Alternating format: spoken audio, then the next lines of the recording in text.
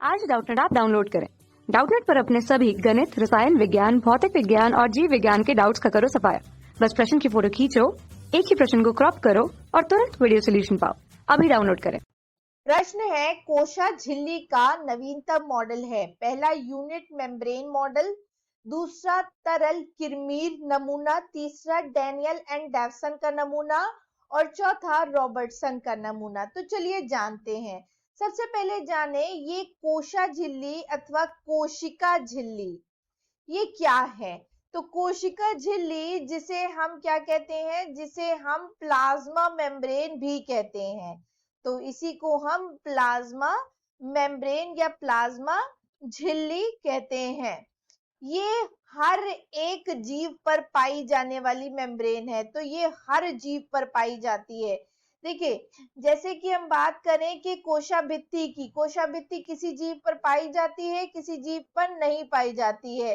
किसी जीव पर ये किसी दूसरे अणु की बनी होती है और किसी जीव पर कोई और अणु की बनी होती है। जैसे बैक्टीरिया पर पेप्टिडोग्लाइकन की, तथा यदि बात करें पादप पे तो सेल्यूलोज की बनी होती है। पर ये हर जीव पर एक जैसी मिलती है, एक जैसी हर जीव पर ये मिलेगी।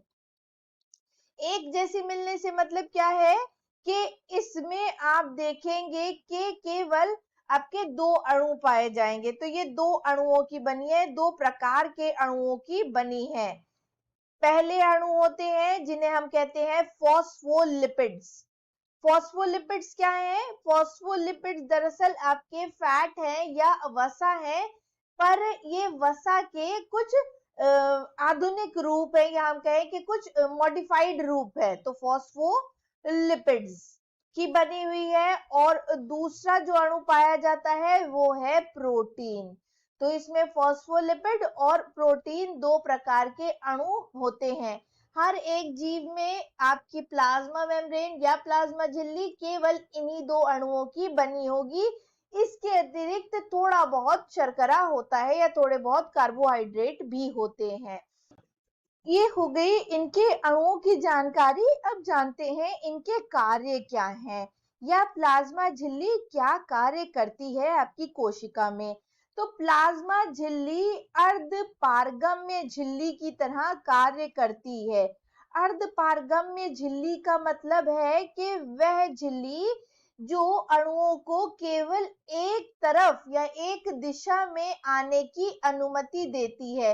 और ये अर्धपारगम्य झिल्ली की तरह कार्य करती है जल के लिए, तथा ये आपकी सेलेक्टिव परमिएबल मेम्ब्रेन होती है कुछ अणुओं के लिए। तो ये सेलेक्टिव परमिएबल मेम्ब्रेन होती है, सेलेक्टिव पारगम्य मेम्ब्रेन होती है। तो सेलेक्टिव परमिएबल मेम्ब्रेन क्या होती है? ये वह झिल्ली होती है जो क्या करती है, केवल कुछ ही अणुओं को अनुमति देती है कि वे अंदर से बाहर तथा बाहर से अंदर आ जा सके। कुछ बहुत ज्यादा चुने हुए या सेलेक्टिव अणुओं को ही इसकी अनुमति होती है कि वे कोशिका से आर पार आ जा सके। तो इसलिए हम कहते हैं कि ये सेलेक्टिव परमिएबल मेम्ब्रेन है, झिल्ली है किसके लिए? अणुओं के लिए कुछ। और अर्धपारगम्य झिल्ली है जल के लिए। अब यदि बात करें इनके मॉडल की, तो इसमें से सबसे अच्छा और सबसे ज्यादा जाना माना नमूना होता है फ्लूइड मोज़ेक मॉडल, जिसे यहाँ पर लिखा है तरल किरमीर मॉडल।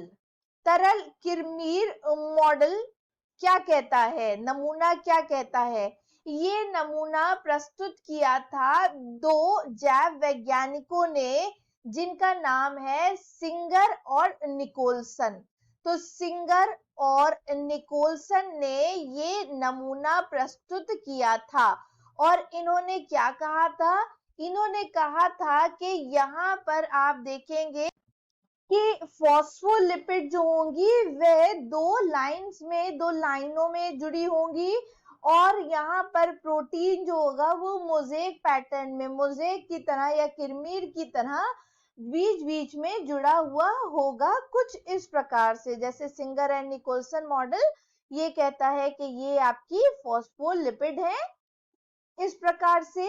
यहाँ पर इसकी दूसरी आपकी लाइन होगी, पंक्ति। तो ये है आपकी फॉस्फोलिपिड और इनके बीच जैसे आपकी एक ये प्रोटीन है, यहाँ पर प्रोटीन है, इसके अतिरिक्त यहाँ कहीं प्रोटीन हो जाएगी। तो इस तरह से प्रोटीन जो होती है वो एक किरमीर की तरह एक मोज़ेक पैटर्न में इधर उधर कहीं भी लगी हुई होंगी। और ये जो प्रोटीन होंगी यदि ये आपकी अंदर है, झिल्ली में अंदर है, तो इन्हें हम कहेंगे इंट्रिंसिक प्रोटीन, और अगर ये झिल्ली के बाहर है तो उन्हें हम कहेंगे एक्सट्रिंसिक प्रोटीन। तो इस प्रकार से फ्लूइड मोज़ेक मॉडल प्रस्तुत किया था सिंगर और निकोलसन नामक दो वैज्ञानिकों ने। अतः यही आपका मॉडल होता है, सिंगर एंड निकोलसन मॉडल होता है, जो सबसे ज्यादा माना जाने वाला आपका प्लाज्मा झिल्ली का या कोशिका झिल्ली का मॉडल है। इसके अतिरिक्त unit membrane model, Daniel and Davidson model या रॉबर्टसन मॉडल भी आपके जाने जाते हैं प्लाज्मा झिल्ली के लिए या कोशिका झिल्ली के मॉडल हैं, लेकिन उनको बहुत ज्यादा आप सही नमूना नहीं मानते जितना कि तरल किरमीर नमूने को माना जाता है। तो ये था आपके प्रश्न का उत्तर। आशा करते हैं आपको आपके प्रश्न का उत्तर समझ में आ गया होगा। धन्यवाद। कक्षा 6 से 12वीं से लेकर नीट, IIT, JEE वो एडवांस के लेवल तक 1 करोड़ से ज्यादा छात्रों का भरोसा। आज ही डाउनलोड करें डाउटनेट ऐप या व्हाट्सएप करें अपने सारे डाउट्स 8400 400 400 पर।